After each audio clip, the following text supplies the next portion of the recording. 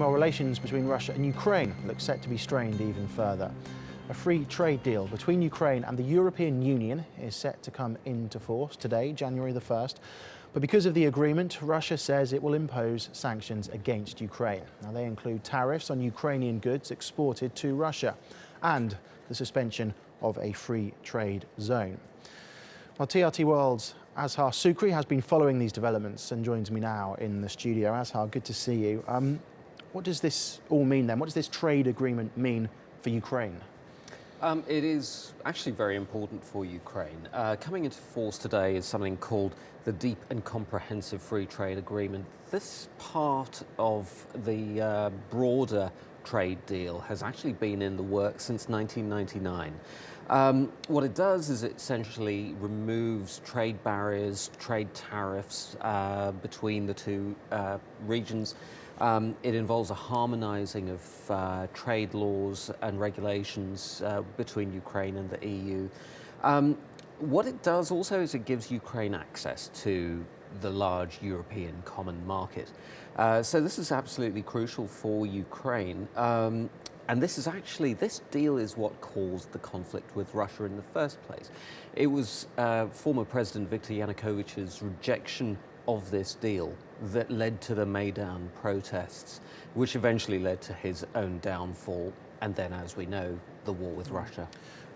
Russia has been opposed to this, as you say. I mean, what has their response to it been? They do feel it's going to damage their economy, don't they, Russia? Yes. The immediate response from Russia has actually been to ban food imports from Ukraine. Remember, most of Ukraine's trade with Russia even before the war, was actually food exports. So Russia is kind of hitting them where it hurts. The trade between Russia and the Ukraine has shrunk by something like 70% from 2011 levels.